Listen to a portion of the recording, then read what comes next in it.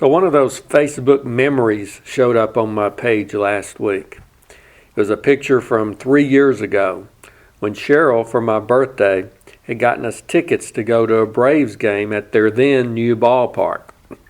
But the picture wasn't one that we took. It was actually one that our daughter Melissa had taken from home. She was watching the game on TV, and she saw me when a foul ball was hit our way. So she backed it up and she paused it, and she was able to take a screenshot of her TV showing me there in that area where the ball came down. Now, if you're one who reads my devotional book, you would have seen the little account I wrote about that incident as a devotional entry from just a few days ago. I wrote about how I had leaned over that rail trying to get that ball, but it was just out of my reach. And later, I kind of beat myself up over that, thinking, well, maybe I should have leaned over and stretched out just a little more. But as I thought more about it, maybe it was wiser that I didn't do that. I could have gone tumbling over that rail like we've probably seen or heard about others doing, people who got hurt or worse in their efforts to retrieve one of those prized trophies from a major league ball game. So I'm glad I kept things in perspective and didn't value that foul ball to the point that I put myself and my welfare at risk in trying to get hold of it. But I was reminded of that truth about keeping things in proper perspective and realizing what's really most important as I read the book of Ecclesiastes again recently. Now, as you probably know, that book of the Bible, it's a little different. It follows the journey of someone who is searching for what's really important and meaningful in life. And he goes all out, reaching for some of those things in life that people tend to prize and that they consider to be important and worthwhile, things they focus on and even center their lives around. I mean, he didn't hold back. He not only, in a sense, leaned over the rail, he stood on it and he jumped over it. And he knocked down anybody else getting in his way in order to retrieve the prize he was after. And he was enthusiastically going after whatever it was that he chose to set his sights on. He followed one of the principles that's recorded in that book in chapter 9, verse 10, where it says, whatever your hand finds to do, do it with your might. And that's what he did. There was no half-hearted effort or commitment from him. When he chose to do something, he went all out. Now, if you read the account, you'll see that there was a time when he made pleasure his aim in life. And he went for it. Whatever the world lifted up as being pleasurable, he tried it. In today's world, he might be the guy who's out there climbing every mountain or trying every amusement park and roller coaster ride, going on every adventure that presented itself, playing every video game, checking out all the hot spots and parties where people gathered, indulging in all the food and drinks, connecting with the most attractive girls, taking in all the major sporting events. I mean, you name the pleasure, and he was trying it out. And then there was the time when he focused on riches or gaining wealth. He did what he needed to do to become rich and to use that wealth to not only feed his pleasures, but to do great things like, build great monuments and buildings and gardens.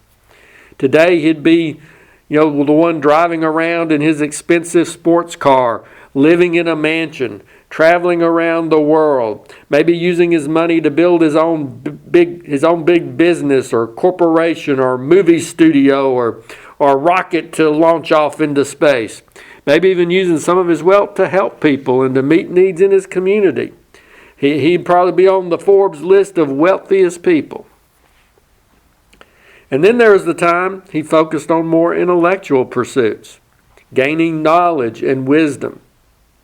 He wondered maybe if it was better to be smart than to be rich or indulge in pleasure. So he might be the lifelong student going to college and graduate school and getting all these multiple degrees and doctorates. He might be the guy who works at a think tank or who spends his days philosophizing and writing 1,000-page books with a bunch of 5-syllable words in them that most of us couldn't understand and probably few people read. But he also focused on other things at times. Fame. I mean, maybe he was the guy whose video finally went viral and it made him a big celebrity. Or he focused on power and position. You know, the guy who rises to the top in politics or in the business world, what we might call a power player, someone to be reckoned with.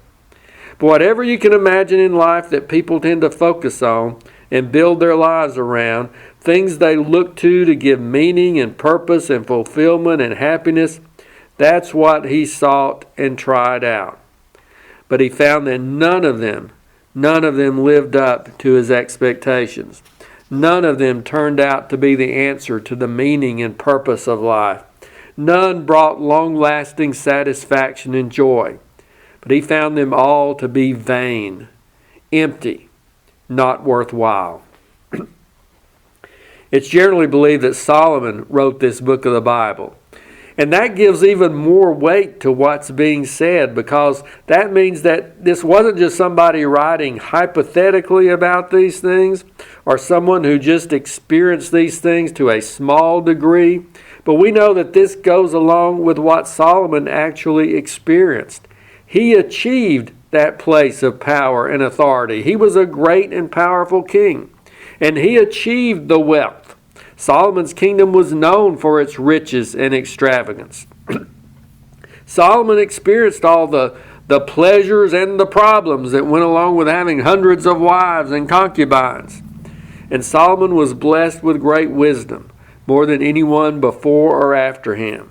So this wasn't someone just saying, if I had all these things, and it wasn't just someone who just modestly achieved these goals. No, Solomon experienced to the fullest what it meant to possess all these things in life. And yet, he finds that they're all empty and aren't as valuable and important as people make them out to be. He found out that they're not worthy to be our main goal in life or to be what we make the focal point of our lives. So where does he end up at the close of this search? What wise lesson does he draw from his experience? Well, he tells us at the very end of the book. You know, stories and books often have introductions and the main body of content and then a conclusion. The conclusion often wraps it up, summarizes the story, and focuses on the main truth that can be drawn from everything that came before it. Well, Solomon tells us what the conclusion is from this journey he took trying to find meaning and purpose in life. In chapter 12, verse 13, it says this: "Let us hear the conclusion of the whole matter. Fear God and keep his commandments, for this is man's all."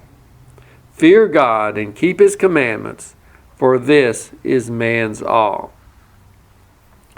We know that Solomon strayed away from God for a while in his life, but this gives us hope that maybe he repented and came back to God in the end, because here he concludes that he had come to realize that the most important thing in life, the thing that really matters, that which makes everything else in life have meaning and purpose, is one's relationship with God. To fear, honor, respect him, and to obey his commandments. In New Testament terms, we might say that it's all about a relationship with Jesus. Loving him and seeking to please him and to do his will. Living for Jesus is what makes life worthwhile. And if we make anything else our main priority, it's going to disappoint us.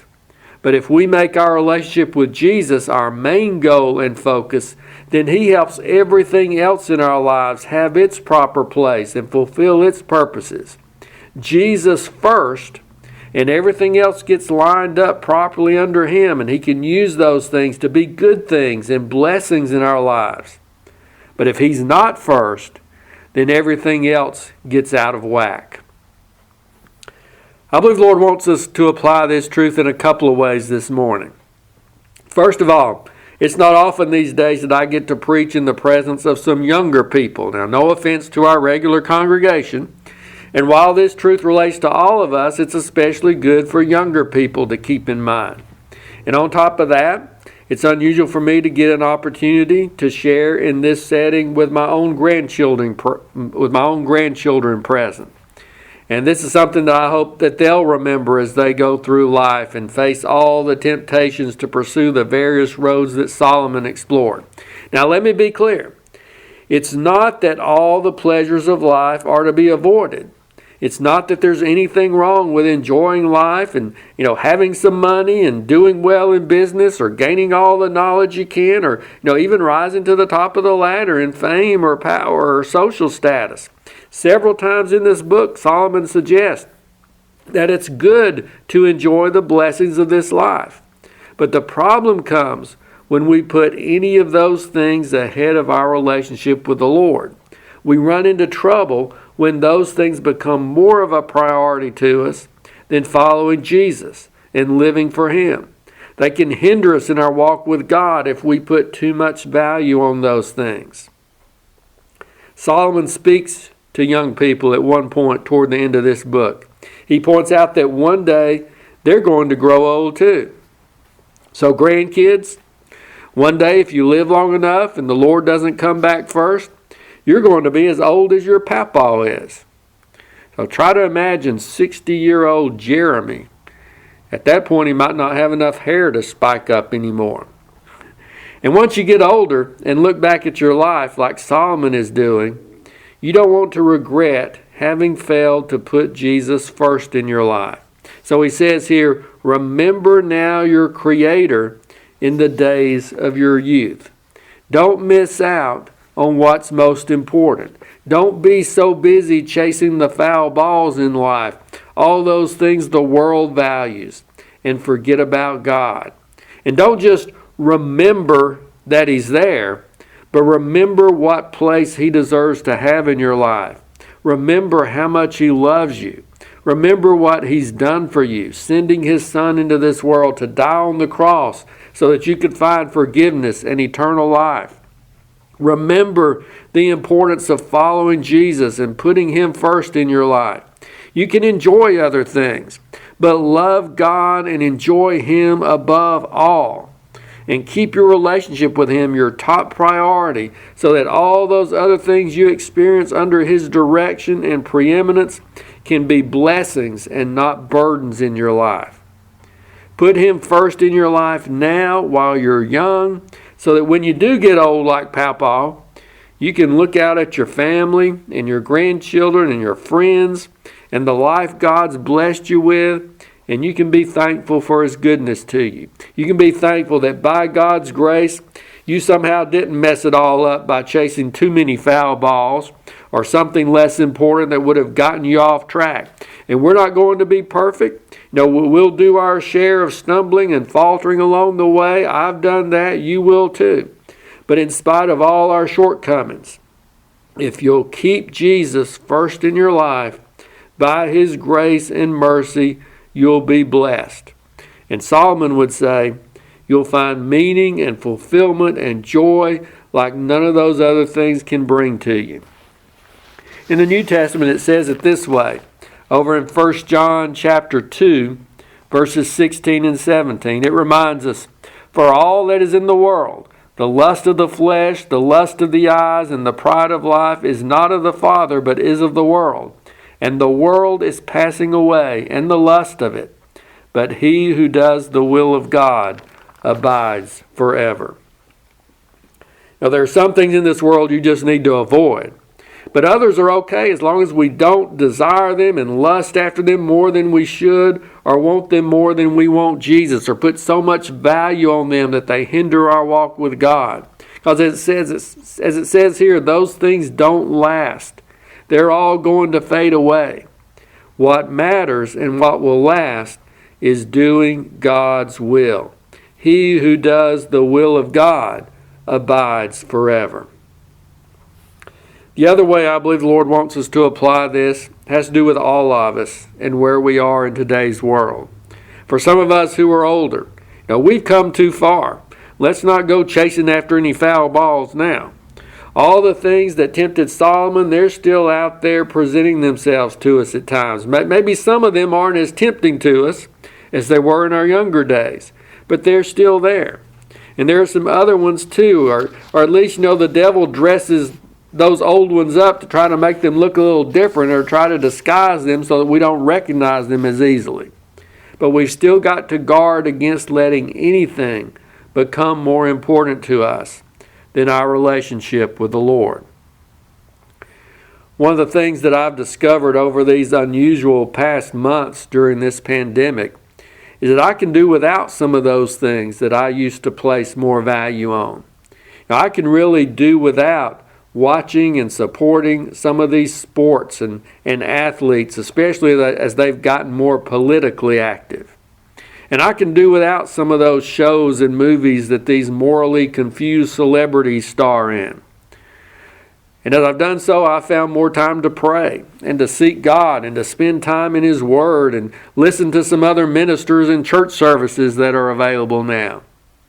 It's easy for us to get so busy chasing those foul balls or secondary things that it takes us away from the real ball game or the main thing.